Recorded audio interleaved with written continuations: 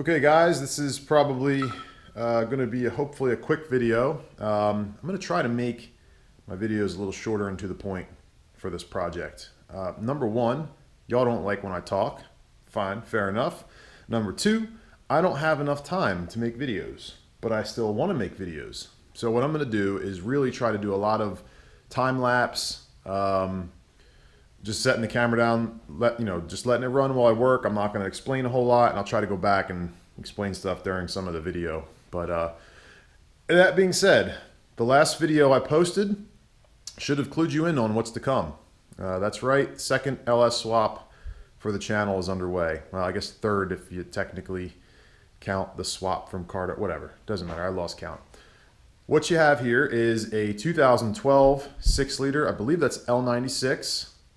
And this was 79,000 miles. It was pulled from a wrecked GMC Savannah 4500. That's a cutaway box truck. And I know what you guys are thinking. These are different than the regular Silverado engines. And you're right, there are a lot of differences.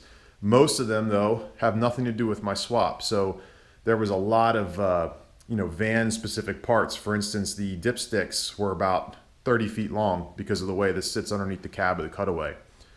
No matter, that can be fixed. A couple other considerations. I know the programming's different in the ECM. These things only have, when they're in the vans, something like a 5500 or 5400 redline. They're probably torque limited. They're probably tuned down. I know all that. That's going to be one of the challenges I face. However, I just rented a van recently, a U-Haul van, that had the exact same setup that I'm putting into this Suburban. And even if I don't get it tuned right away, it's going to run and drive great. And I have the added benefit of having an engine that really hasn't been stressed. It's never been wound out to 6,500, 7,000 RPMs. Yeah, when you rent U-Hauls, you usually aren't real nice to them, but nothing that tuning in the van would allow you to do would really cause any damage to this engine. If it could, then these aren't, then what would be the point? So anyway, 79,000 miles. I'll explain kind of how I'm going to set it up in a minute, but there's really not much to say. I'm a little disappointed. The guy who pulled it at the yard cut everything with, I don't know, a Sawzall, I think. You're going to see all kinds of stuff like this. These ground wires would have been really nice to have intact. They're hacked. The lines for the AC were hacked, which is fine, except for I'm positive there are shavings down in my AC compressor, so I'm not sure about what to do with that. All the hoses were sliced. The harness was a nightmare. It was a complete nightmare. If I can get a second to, if I can find one of the cut sections here, I can show you, but anyway, you can take my word for it. It was a mess. Everything was cut up. The main harness was cut in like 4 places, and so that sucked. So yeah, that's it. It's also got the 6L90E 2-wheel drive transmission, which I'll explain how that's going to be handled here in a minute.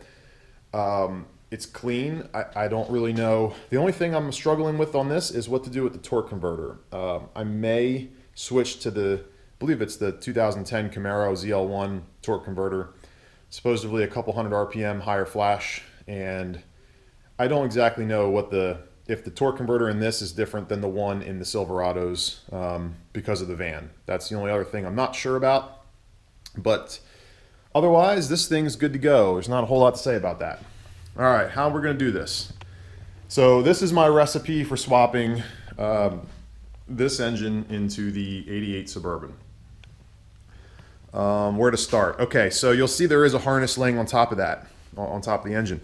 What I wanted was, I wanted to buy a pre-made harness, so what I did was I went on gmpartsdirect.com and I found the cheapest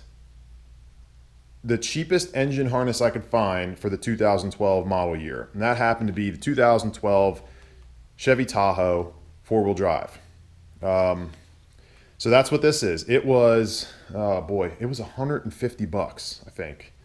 Around 150 bucks for a brand new harness. It's got the right connectors on it. It's going to put my PCM about where I wanted it, in the front driver's side portion of the engine bay, just where it is from the factory. What else can I say about this? Everything plugs in. The only circuit that's additional that I don't have on this engine, because this is a truck engine, I have the VVT system, but I do not have DOD. So this guy here for active fuel management is not needed, these 5 wires. So I haven't decided exactly how much I'm tearing this harness apart. I have all the pinouts. I pretty much know what's what. I just don't know if I'm gonna take it all apart and actually take these wires out, de-pin these. I might just, you know, hey, encase them in some shrink wrap and just tuck them under the thing. You'll never see them, you'll never use them. It is what it is. GM has this wrapped extremely well, and I really don't want to go cutting all this off just to put it all back on and retape it. I'm going to try not to do that. The other reason I went with this harness, if you look at this guy here, this is the bulkhead connector for this. Well, I don't know if it's the bulkhead connector, but it's the, not the bulkhead. It goes up under the fuse panel, the big fuse panel. You'll notice there aren't that many wires, and a lot of them are the same color. All these pinks, these are all my pink circuits. There's my starter wire. I believe one of these is the fuel pump wire. I believe, you know, there's really only a few wires I need out of this, and it's already on its own little leg. Once I de-pin this, or even snip them, I have everything I need right there. So it's a neat package.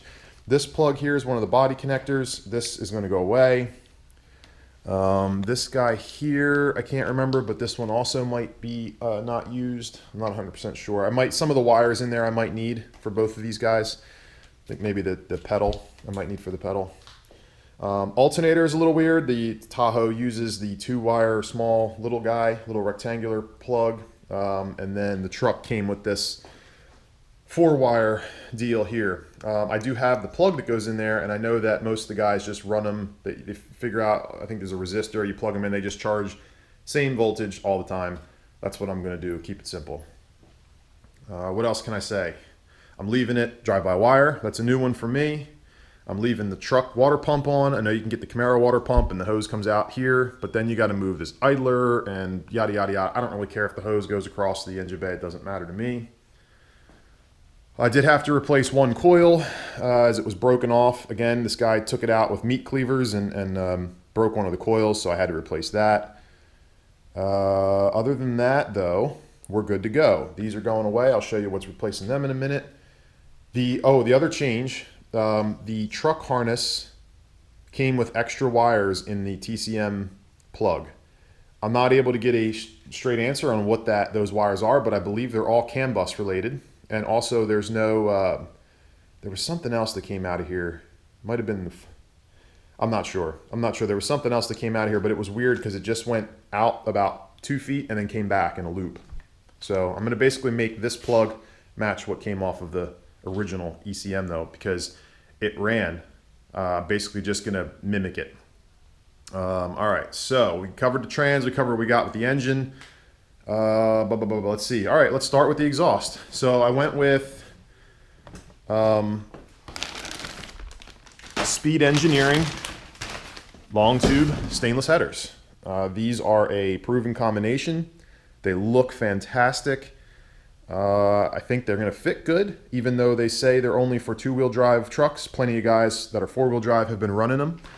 So I don't expect to have any real issues, but if you guys follow my 3rd gen swaps, you'll know that I'm no stranger to fixing exhaust problems, so I'll deal with that. I also went with their plug wires. I see that a lot of guys were running these. They have the right angled boots on them, not right angled, but the correct angled boots. We're going with the headers. They seem like they're nice quality. I needed new wires anyway because guess what? Some of the wires got cut, so I needed new spark plug wires. You'll see I have some, I got some brackets. Here's the little trans inspection covers and the plug wires. And again, a couple of these got really, here's one, just completely cut in half. I don't know why you would do that, but the guy did it. Let's see, I already have the Silverado dipstick for the engine oil, that's in. I have a Silverado 2500 transmission dipstick and tube. I'm hoping that works out. Let's go to some wiring stuff. So I have the stock E38 ECM with, again, this is how he cut it. How are you supposed to terminate this? How are you supposed to fix this? there's maybe 1.5 inches of wire on there, on all those wires, which would all have to be stripped and butt connected. And if you're doing that many wires, you got to stagger them over a probably, you know, over a foot of wire. I would have this much crap at the end of this plug if I just tried to fix this harness. It was just stupid. I have the tack pedal from the van, which a lot of guys say won't work because of the way it mounts. Because the firewall on the van is real goofy. You can see it's basically a right angle. So I think what I'm going to do is just start with this, and then I can always switch to the camera. I want the thing to run, and I know there can be issues swapping pedals around. So I'm going to start with this, see where we wind up. I'm also thinking I could mount it flat to the firewall and cut it here and adapt my stock pedal to it with some bracketry, and that might work. So got a bevy of sensors. I had to buy 2 new Knox sensors because, surprise, surprise, they were snapped off when I got the engine. Same with the map sensor. The map sensor's broken on top. Okay, let's move on to mounting. So mounting wise, the transmission actually, oddly, funny enough, the stock factory mount for a 2012 Tahoe is exact same part number as the 1988 Chevy Suburban. It's the same size, same part number, same mount. I thought that was kind of strange. I went ahead and bought factory clamshell motor mounts too, and I'm going to be using them in conjunction with the, I'm not really sure if I'm saying it right, the Teja Steelworks engine conversion mounts. So I got those, here they are. They look pretty cool. That should allow me to mount everything without touching the cross member and no clearance issues. The only thing I was warned is I might have a problem running my mechanical fan. I am going to run the mechanical fan at first. Again, I'm trying to keep my costs down a little bit on this, but we're going to see if it fits. On to the fuel system, and I know this is getting long. I can see by my counter I'm at 12 minutes. This was supposed to be under 10. Fuel system, I'm running all PTFE hose. I didn't want blue and black, but that's what they sent me, so whatever, I'm gonna roll with it. Truck's blue, so that works. I got hose, I got 40 feet of hose, so hopefully that covers me. Bunch of straight fittings, couple angled fittings. I am gonna run the Corvette style filter regulator, this guy here, that I got from Wix, because I trust Wix, and everybody said it was fine. So I have the parts I need to adapt to that. I'm using these twist lock, not twist lock, but the fuel line connect fittings that you have to screw together, not the push-ons. I learned my lesson with those. So I have a bunch of those for hooking up to the fuel rail, for hooking up to the pump, or to the filter. Should be covered.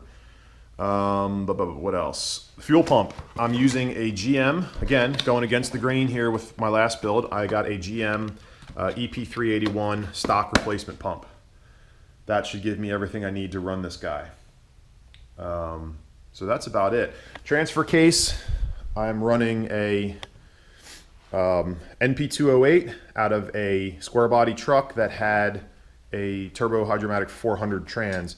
I'll get into that more when I make my next video about tearing this apart. And then I got an adapter. I think this was another Tahoe adapter. 84203235 is the part number. It fits the transfer case, it fits the trans, it's not very thick, and it has the correct mounting for the mount that I bought. So I'll explain in my video about the transfer case why I bought another transfer case and what I have to do between the trans and the transfer case to make that setup work. So that's about it. You guys got any questions, let me know. That's the recipe. It's very simple. I'm trying to be as budget friendly as possible here. Luckily, I don't have to touch this thing internally. I'm not gonna touch it. I might change the plugs. That's about as internal as I'm gonna get on this thing. I shouldn't have to mess with it. So my kind of plan is to, I'm gonna take some video later today of the engine and trans in the Suburban working perfectly. That way I can put that up for sale. Basically gonna be a delayed sale. Hey, if anybody wants this, let me know. As soon as I pull it, I'll give you a call, that kind of thing. So my order of operations first is gonna be tearing this apart. Again, I'll explain why later. Tearing the trans apart, While that's kind of in limbo, I'll be working on the wiring. I have to decide how much of the wiring I'm going to delume and rework, or if I'm going to just kind of work with what's there and make the change, little changes as I need to. Trace all my wiring, trace all my pinks, see where everything's going, so I can label my fuse panel appropriately. And we'll see how that works. And then actual Suburban work will commence, pulling things apart, getting ready to run lines and wires. So yeah, that is where we're at with this, folks. This is going to be fun. I was really hoping to have this done months ago, but we did a kitchen renovation, which is why you see wood everywhere. There's MDF, there's cabinet that's all scrap. I'm all done. It's just where it is right now. I got to clean up the garage a little bit, but this should have been done months ago. It's not. I'm hoping I can get it done before winter, which is rapidly approaching. We're almost mid-October at this point. We'll see what happens. If it doesn't look like it's going to happen, what I'll end up doing is probably holding off on tearing the Suburban apart, just working on everything I can inside, and then as soon as spring breaks, I'll do the swap. But I hope I don't have to wait that long. So, all right, any questions? Otherwise, stay tuned. It's going to get interesting. Thanks for watching.